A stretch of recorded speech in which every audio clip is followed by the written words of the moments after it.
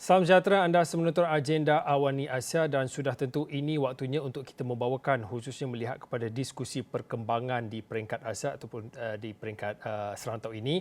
Dan kalau melihat kepada tarikh semalam iaitu 1 April 2022 iaitu pintu sepadan antarabangsa di Malaysia sudah pun dibuka dan sudah tentu ini adalah waktunya untuk kita melihat kepada diskusi untuk kita bercakap tentang pemulihan industri pelancongan, realiti baru dan juga cabaran baru bagi pemain industri. Dan kalau diikutkan di peringkat Asia juga, ada beberapa buah negara lain turut melonggarkan beberapa SOP khususnya melibatkan pengembara asing ataupun pengembara dari luar negara. Tetapi kalau kita melihat di China secara khususnya, walaupun pintu sepadan antarabangsa masih lagi belum dibuka, tetapi perkembangan industri pelancongan domestik dilaporkan bertambah baik. Kalau diikutkan statistik daripada Biro Kebangsaan yang mana merekodkan 3.25 bilion perjalanan ataupun pengembaraan domestik direkodkan yang mana menyaksikan pertumbuhan sebanyak 12.8% berbanding tahun yang sebelumnya. Jadi pada waktu ini juga kita ingin melihat selain pada kita bercakap tentang industri pelancongan antarabangsa, perlu juga kita mengambil peluang, iktibar dan juga teladan yang dilakukan oleh China untuk memberi fokus khususnya melihat kepada perkembangan industri pelancongan domestik. Jadi untuk waktu ini saya ingin terus bersama dengan rakan yang cukup setia bersama dengan agenda Awani Asia iaitu Zhang Hong. Zhang Hong adalah wartawan daripada kumpulan media China dan seorang lagi individu yang cukup sibuk untuk beberapa hari dan juga minggu ini iaitu Encik Uzadi Udanis. Encik Uzadi adalah Presiden Majlis Pelancongan Malaysia. Zhang Hong, kalau boleh saya nak bersama dengan Encik Uzadi dahulu. Encik Uzadi, kalau boleh dikongsikan pada waktu ini pintu sepadan antarabangsa telah pun dibuka dan saya tahu ini adalah waktunya dan juga peristiwa yang cukup penting khususnya bagi pemain industri. Kalau boleh kongsikanlah sejauh mana pentingnya dan juga impaknya kepada pemain industri pelancongan dalam negara.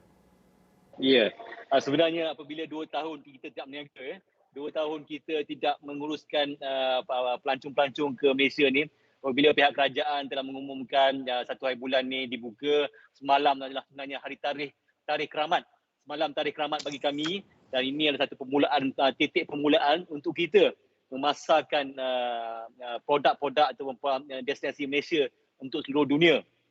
Dan saya rasa pihak semua industri pelancongan amat teruja walaupun tak lama lagi kita akan melalui bulan puasa tetapi pertanyaan ataupun inquiry daripada seluruh dunia yang ingin datang ke Malaysia semakin lama semakin ramai. Semakin banyak inquiry daripada seluruh dunia, terutama daripada negara-negara ASEAN dan juga negara medium haul daripada negara India. Ini adalah satu perkembangan yang bagus dan juga tidak ketinggalan pada negara-negara Eropah dan negara Amerika yang saya rasa ini satu titik permulaan untuk kita mempromosikan dengan lebih hebat lagi. Okay. Mungkin juga boleh dikongsikan bagaimana respon ataupun bagaimana apa yang dikongsikan khususnya daripada pemain industri apabila setelah 2 tahun pintu ditutup, akhirnya ini adalah momen ataupun peristiwa bersejarah bak kata Encik Uzadi sebentar tadi. Ya, sebenarnya kita pun tak sangka yang pihak kerajaan telah mengarahkan ataupun menguruskan daripada pandemik kepada endemik. Jadi apabila daripada kita menuju ke arah endemik ni, maka sempadan negara kita dibuka itu semalam dan ini sebenarnya kita tak percaya juga. Kita rasa kita nak cubit di badan kita. Betul ke ni? Betul ke? Adakah semalam ni April Fool ke ataupun tidak ke? Tapi sebenarnya ia berlaku. Ia telah jadi dalam sejarah kami di mana kita diwakili oleh lebih kurang 6,000 agensi pelancongan. Ini adalah masa-masa yang sesuai untuk kita all out mempromosikan negara kita dan juga memulihkan industri pelancongan. 2 tahun kita tak berniaga, ada yang masuk dalam ICU, ada yang sakit teruk, sakit tenat. Dengan adanya tidak ada modal untuk pusingan modal untuk membeli untuk memperbaharuikan road tax bus, kita mempunyai lebih kurang 6,000 bus seluruh Malaysia ni. Ini adalah agak cabaran yang besar, tapi saya rasa dengan titik permulaan yang berlaku semalam, insya-Allah kita akan memulihkan industri pelancongan ni. Zhang Hong, walaupun terdapat ketidaktentuan turun naik angka positif COVID-19 khususnya di China, mungkin pada waktu ini boleh dikongsikan juga kalau diikutkan daripada analisis ataupun unjuran daripada pemerhati yang mana mereka menyatakan mereka cukup optimis tentang momentum pertumbuhan industri pelancongan domestik di China, apatah lagi menjelang kepada salah satu festival yang disebut sebagai Qingming Festival. Mungkin boleh dikongsikan Zhang Hong pada waktu ini bagaimana boleh kita fahami tentang trend khususnya melibat kepada industri pelancongan domestik di China. Ya, kalau di China memang kebanyakan orang mereka masih memilih pelancongan domestik kerana kalau keluar negara untuk melancong ke luar negara ini ada risiko iaitu kalau nanti balik perlu mengikuti protokol iaitu kawalan wabak iaitu macam setelah balik perlu berkuarantin di hotel tertentu sepanjang 2 minggu dan ini mungkin merupakan satu kos waktu yang tidak boleh diterima oleh kebanyakan pelancong. Kerana kalau hanya melawat ke luar hanya 1 minggu tapi kuarantin 2 minggu, ini mungkin tak sesuai lah. Dan oleh itu kebanyakan orang masih memilih melancong di dalam negara saja. Dan untung sekali kalau di China kita tahu sumber pelancongan cukup banyak dan kita juga ada pulau laut dan juga ada macam Gunung Sauji dan juga ada padang pasir. Ada pilihan cukup banyak. Misalnya macam ibu bapa mertua saya, mereka sempena menjelang tahun baru Cina, mereka sudah melancong ke Pulau Hainan. Dan indah di sana sepanjang 3 minggu, iaitu pada awal minggu ini baru balik. Jadi mereka melawat ke 4 bandar di Pulau Hainan dan semuanya santai-santai duduk di macam apartmen yang dekat dengan pantai laut saja. Cukup seronok. Dan sebenarnya juga kalau dalam antara kawan satria juga ada yang sudah tak sabar untuk melawat ke luar negara. Mereka macam ada seorang kawan dia merupakan rumah tangga saja, dia tak ada kerja. Jadi dia sudah sudah memohon visa untuk melawat ke Greece dan dia boleh tahan nanti setelah balik dia boleh kuarantin 2 minggu setelah cek tak ada masalah baru dibebaskan. Saya rasa ini juga ada di China punya. Jadi ini semuanya terserah kepada semua orang mereka akan fikir diri lah bagaimana memilih. Kalau mereka tak ada waktu yang cukup mereka boleh memilih untuk melancong domestik saja. Jadi kalau mereka ada waktu yang cukup panjang mereka boleh memilih melawat ke luar negara. Sebenarnya bagi satria pun sudah tak sabar untuk nanti boleh melawat ke Malaysia. Encik Zaidi, seperti yang dikongsikan oleh Zhang Hong, seronok kita dengar perkongsian yang dikongsikan Zhang Hong, tapi kita tahu China itu luas, begitu besar negaranya. Tapi di Malaysia apabila kita bercakap tentang apabila industri ataupun sektor pelancongan ini dibuka, khususnya melihat kepada ataupun melibat kepada pengembara ataupun pelancong antarabangsa, mungkin pada waktu ini apa sebenarnya tawaran dan juga idea-idea baru yang boleh dikongsikan ataupun yang boleh ditawarkan kepada pelancong antarabangsa, Cik Zaidi? Ya, jadi selama 2 tahun ini kita tak berniaga, kita bukan yang duduk diam. Kita bukan yang duduk berehat, tapi kita fikir dan juga buat engagement untuk kita tengok lihat apa produk-produk future, produk-produk di masa depan. Sebenarnya Malaysia, alhamdulillah, kita penuh dengan produk-produk pelancongan di Malaysia. Kita ada hutan, kita ada bukit, kita ada sungai, kita ada shopnya, kita ada macam-macam lah. Dan banyak produk-produk yang telah dikeluarkan, telah diuruskan semasa pandemik ini. Dan kita buat testing untuk domestic market dan sekarang kita bersedia untuk pasaran antarabangsa. Antaranya terutama sekali di Lenggong.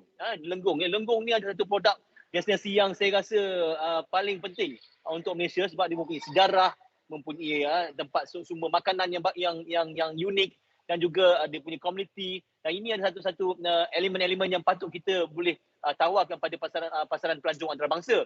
Dan juga kita tengok lihat produk-produk di Malaysia ni. Kita mempunyai lebih kurang 6,000 herba di Malaysia. Tak banyak yang dipromotkan. Kita tahu Tongkat Ali, kita tahu Kacik Fatimah, tapi banyak lagi pegaga, macam-macam produk herba yang boleh digunakan untuk menarik lebih ramai lagi pelancong. Dan saya agak amat teruja sebab saya tengok lihat ada satu usahawan yang mengusahakan Malay House Tea. Malay House Tea. Kita ingat tea culture ni hanya untuk di negara China, di Jepun, di Korea. Tetapi rupanya Malaysia ni mempunyai tea culture yang sangat lama. Dan juga kita dah tahu dah benda-benda ini boleh tarik pelancong-pelancong antarabangsa. Ini antara produk yang baru yang saya rasa is a future product. Dan baru-baru tadi Menteri Besar Pahang telah melancarkan dipanggil Dark Sky. Dark Sky, panorama dia Beautiful Sky in Pahang.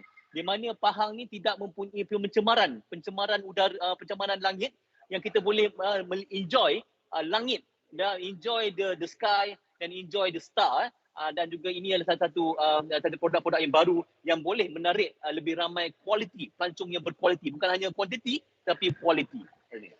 Cik Syarif, sebentar nanti saya nak minta mungkin beri sedikit tentang gambaran bagaimana engagement ataupun kerjasama yang boleh dirintis, kerana bila kita bercakap tentang pemulihan industri pelancongan, kita tidak boleh hanya melihat semata-mata hanya dalam kitaran ataupun rantaian perkhidmatan dalam negara saja, tetapi perlu ada kerjasama dan juga engagement yang strategik, sinergi antara Malaysia dan juga negara luar.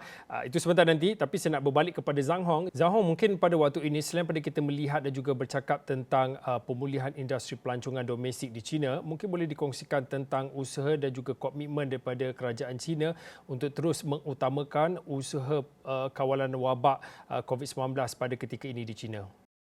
Ya, memang sebenarnya kalau dalam sidang akhbar yang dulu diadakan oleh Perdana Menteri China, juga ada wartawan dari luar negara tanya, bilakah China boleh membuka semula itu kesempatan. Tapi jawapan PM China juga akan mengutamakan kesihatan rakyat. Kerana kalau China sebenarnya ada sedikit keunikan berbanding negara-negara lain. Kita tahu kalau populasi di China ada 1.4 bilion.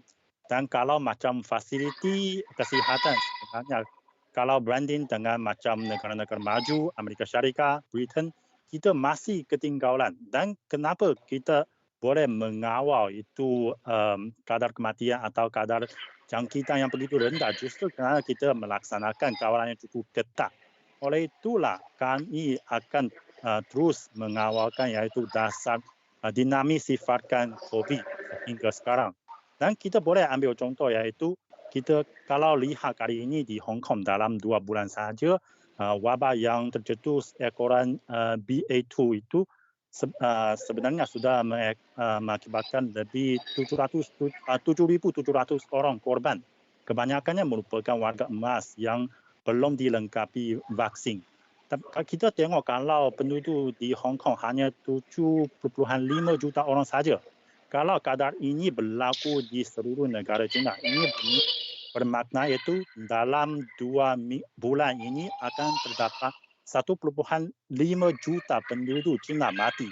Ini sebenarnya kos yang sama sekali tak boleh diterima oleh kerajaan China. Oleh itulah kami akan terus mengawal itu kawalan yang cukup ketat untuk mensifatkan kos COVID-19 di China.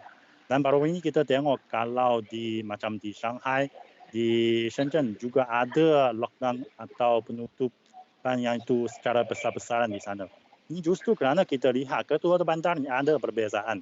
Kalau kes yang baru tercetus kedua bandar ini boleh dikatakan pada masa yang sama.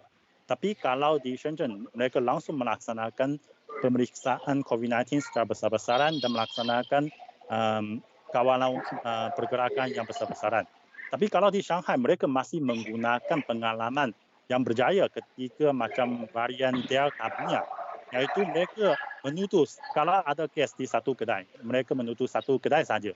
Kalau ada kes yang di satu macam shopping mall, mereka melaksanakan tindakan di satu shopping mall saja. Tapi ini tidak sesuai lagi ketika penularan Omicron sekarang. Oleh itu kita lihat dalam tempoh sebulan ini, kalau kes di Shenzhen menurun secara cepat dan hingga sekarang, setiap hari mungkin hanya belasan kes baru atau puluhan kes baru saja. Tapi kalau di Shanghai kita melihat satu boleh dikatakan pencetusan yang besar-besaran. Setiap hari ada ribuan baru yang dilaporkan.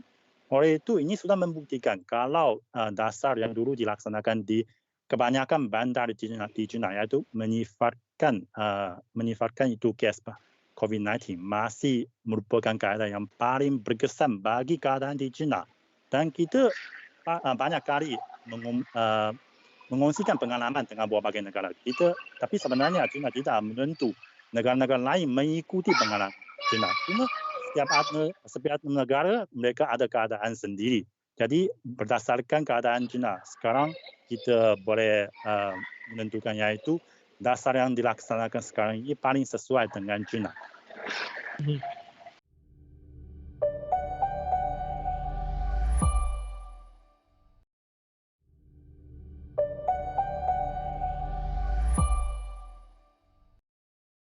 Encik Uzaidi, mungkin juga boleh dikongsikan pada waktu ini apabila kita bercakap ya benar sekarang ini adalah waktu terbaik untuk pemulihan industri pelancongan khususnya melihat di Malaysia, mungkin boleh dikongsikan cabaran baharu, realiti baharu industri pelancongan dalam fasa endemik iaitu kita hidup bersama dengan COVID-19 sudah tentu berbeza dengan sebelum era pandemik, ketika era pandemik. Dan juga sudah tentu ini adalah realiti yang cukup baru bagi pemain industri pasca pandemik iaitu di fasa era endemik ini. Apabila kita menuju ke arah endemik ni, dia berbeza dengan apa yang kita lalui 2 tahun lepas. Dan ini ada satu pengalaman yang baru bagi kami. Sebenarnya ramai penyiap-penyiap industri yang telah lama berhenti sebentar. Kita panggil berehat sebentar untuk dalam masa keadaan pandemik itu. Jadi apabila kita dibuka semula, banyaklah benda-benda yang patut kita menghadapi cabaran-cabaran yang tertentu. Terutama sekali kalau dengan bas. Kita membeli lebih kurang 6,000 bas di seluruh Malaysia. Dan bas-bas ni tidak bergerak dalam masa 2 tahun. Apabila tidak bergerak, kita kena nak start balik, kita kena buat renew road tax, insurans dan juga kita kena repair. Tayar tu kadang-kadang kita duduk kat atas, ada parking kat atas padang dan ni tayar tu menggelembung, jadi kita kena ganti tayar tu. Satu bas lebih kurang 6 tayar. Ini ada antara dari yang cabaran yang kita hadapi dan juga pekerja-pekerja. Kita tahu masa pandemik kita biarkan, kita lepaskan terpaksa lepaskan pekerja-pekerja kita dan pekerja-pekerja kita mencari rezeki dengan berniaga, dengan buat dengan berbagai-bagai pekerjaan lah. Dan apabila dibuka ni kita menghadapi kekurangan pekerja. Jadi ini satu cabaran yang besar. Jadi itu sebab banyak hotel-hotel ni tidak boleh 100% buka ke pasaran untuk pelancong-pelancong. Mungkin 60%, 70% sebab tidak ada mempunyai kapasiti untuk memberi servis yang bagus. Jadi saya harap pihak kerajaan kita tengok bagaimana boleh mengurangkan beban-beban atau cabaran-cabaran ini dengan memberi sedikit ruang ataupun ruang untuk kita membawa pekerja-pekerja asing untuk sementara, bukannya untuk selama, untuk sementara. Dan mungkin pihak bank boleh kita restructure pinjaman-pinjaman itu untuk sementara kita memulihkan diri kita, dan apabila kita memulih, insya-Allah, sebab industri pelancongan ni industri low hanging fruit. Apabila kita dapatkan hasilnya, semua pihak boleh dapat manfaat. Bukan saja hotel, bukan saja travel agent, tapi semua pihak, terutama sekali komuniti tempatan akan mendapat hasil daripada industri pelancongan. Berbanding industri pelancongan ini adalah nombor 3 sumber pendapatan untuk negara kita. Ketiga GDP 15% daripada sumber negara adalah daripada industri pelancongan. Jadi kita harus mementingkan industri pelancongan ini sebagai industri utama, bukan industri hiliran ataupun bukan industri sampingan. Encik Uzaidi, bergerak ke hadapan, apa mungkin jenis kerjasama ataupun engagement sinergi yang boleh dilakukan khususnya buat Malaysia dan juga negara luar termasuklah China pada masa akan datang, khususnya untuk kita melihat kepada bagaimana pengalaman di China secara khususnya, bagaimana pemulihan industri pelancongan domestiknya boleh kita ikuti dan juga kerjasama jenis apa yang boleh kita rintiskan untuk memastikan industri pelancongan ini benar-benar pulih? Jadi negara Malaysia ni adalah negara pelancong. Kita ni dikatakan top 20 destinations in the world. Jadi kita memerlukan pelancong-pelancong daripada luar, daripada antarabangsa. Dan rakyat kita pun suka melancong. Kalau kita lihat baru-baru ni penuh di negara-negara seperti negara Turki, negara Eropah, penuh dengan pelancong-pelancong Malaysia, rakyat Malaysia. Dan ini sebenarnya industri pelancongan adalah sangat berkembang sihat di negara kita.